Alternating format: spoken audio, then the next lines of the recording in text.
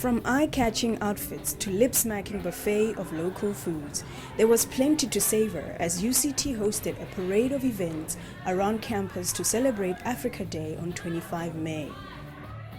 Among them was an Africa Day festival, organized by the Faculty of Commerce, which saw the pensive artwork by artist Maurice Mbikai of the Democratic Republic of Congo. The UCT Jazz Ensemble and third-year dance student Janine Boysons also entertained guests.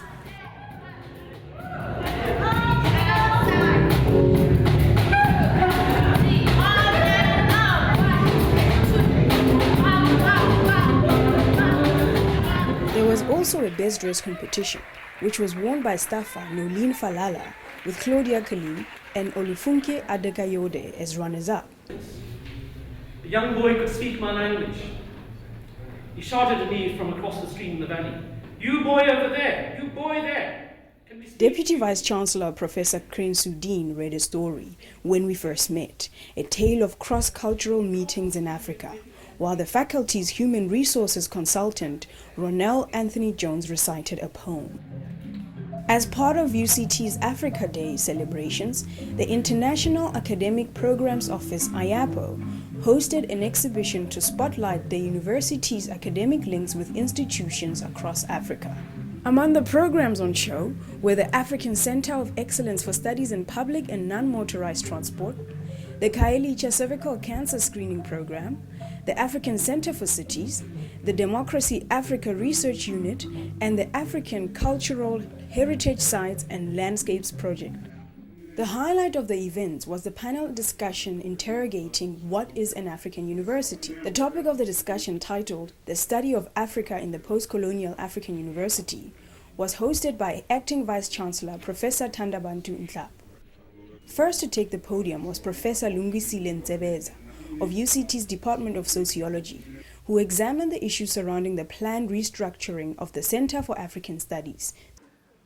After 35 years of the formal establishment of the Center for African Studies, which we call CAS, here at UCT, a serious debate and discussion about what we understand and what we mean by African Studies at UCT has yet to happen.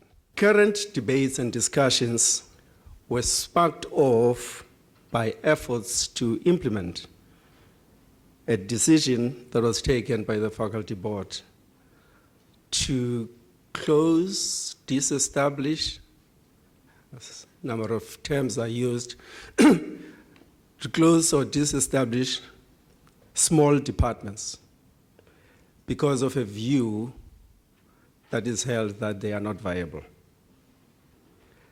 CAS, or the Center for African Studies, was one of these departments.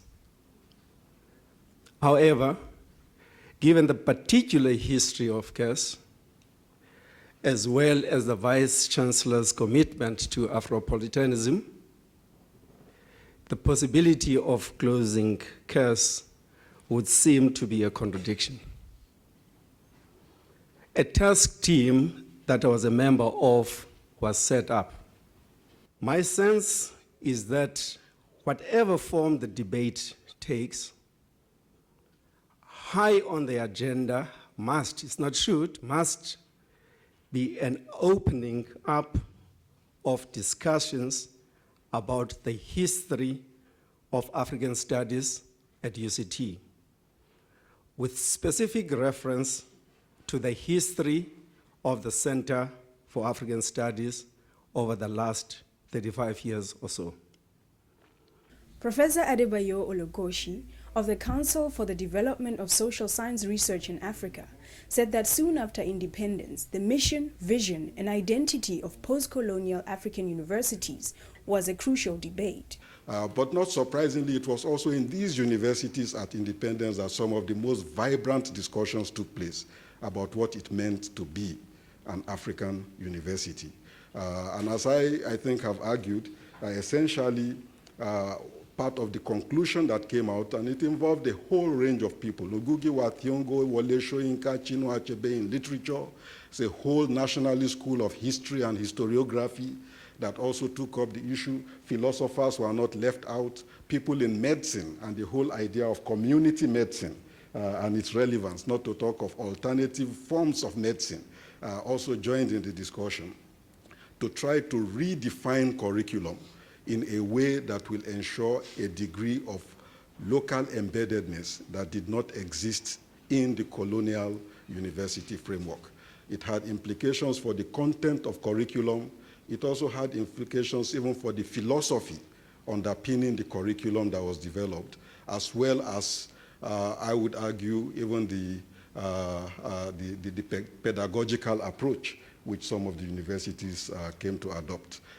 And in the end, I would argue that to the extent to which African scholars were able to make an effective contribution into the global aggregation of ideas in different disciplines, it reflected the success or failure of the efforts to more effectively anchor and embed the university, the post-colonial university, within the African context.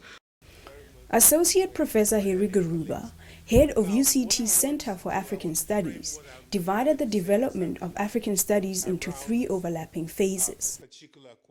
How do we think about the study of Africa in a post-colonial, post-apartheid university? And I think that framing it around this question makes us try to come to create beginnings that are important in thinking through this question.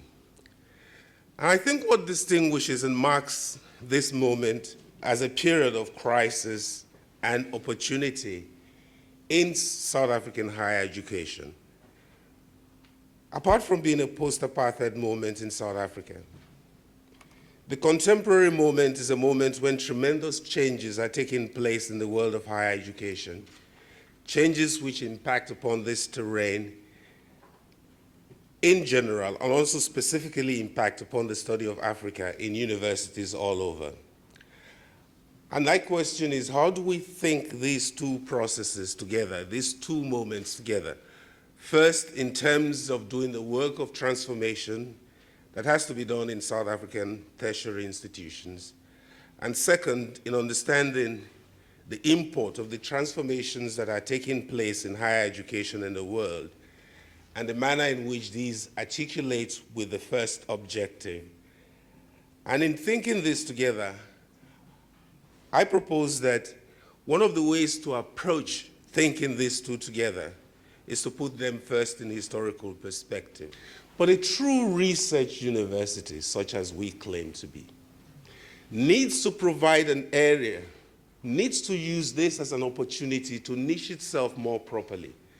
And I'm suggesting that in the Center for African Studies, what we have tried to do in the main is to take care of all of the problems that arise from all of these areas. First, the unnameable transdisciplinarity that was happening at the structural level at the period of decolonization, in refusing area studies and thinking more of studies that prioritize Africa from an African context where Africans develop the problematic and seek solutions to it. The difficulty in addressing the topic was a concern for Associate Professor Leonard Prague, a philosopher in the Department of Political and International Studies at Rhodes University. And what particularly interests me is a question that Harry addressed just now along the way of how in this project of engaging Africa in the legacy of what we have to end up, in a sense, working within a discourse against the very discourse within which we work, which creates an unbearable tension, but ironically, philosophy as the discourse as such has provided me with a word to describe that very agony, and the word is aporia. I don't want to assume that everybody knows what it is, so I'll briefly explain what I mean with the concept, because it's quite central to what I'm going to be saying. Aporia we get historically from Greek philosophers. If you want to understand really how it works, it's to the Platonic dialogues that you have to turn, but conceptually it's quite easy to understand as a profound paradox. I take this to mean that as intellectuals, our first responsibility consists in articulating the paradoxes and aporias that crisscross in the space where we teach and research. And this is what I want to do. I want to reflect on a number of aporia that become visible only once we consider the various aims or objectives that the production of knowledge on and from Africa has historically had. This may or may not be a useful exercise, depending on how one responds to Iris Murdoch's classic definition of philosophy as the sublime ability to state the obvious. But what is African scholarship really? This question for Associate Professor Pearl Sithole of the Department of Community Development and Social Work at the University of KwaZulu-Natal was the proverbial elephant in the room.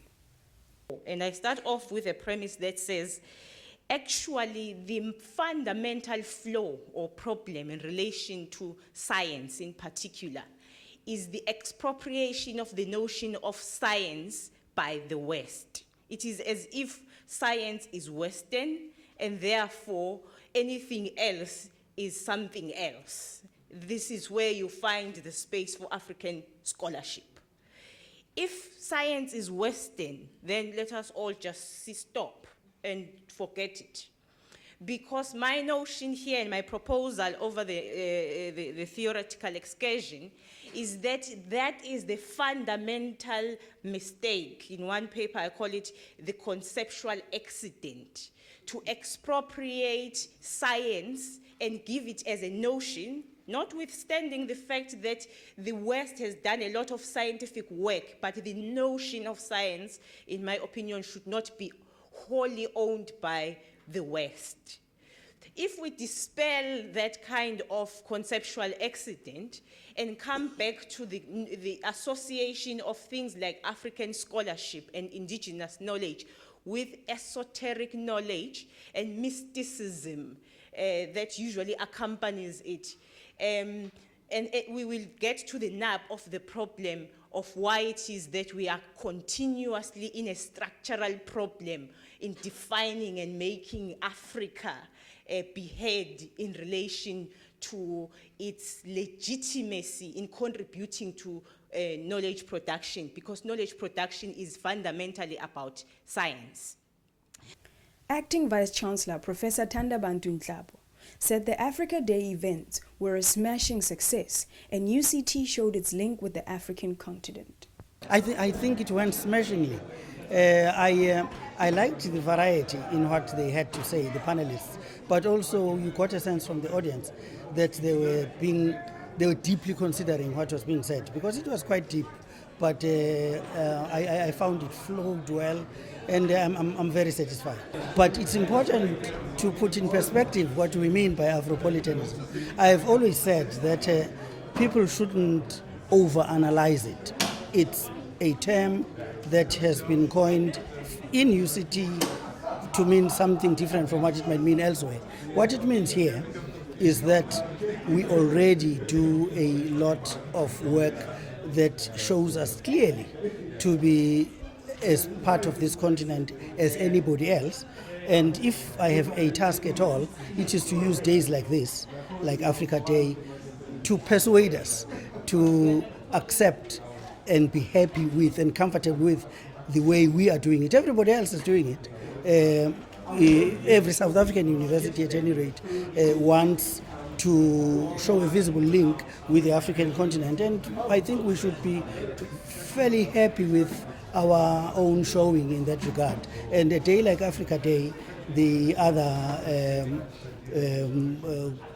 events that are taking place, the cocktail party that we're going to now, the exhibition, even the Africa Day competition, Africa Dress competition, all of them are simply aimed at saying to us, we are already heavily embedded with work with African colleagues on the African soil, producing African knowledge, and let's celebrate it.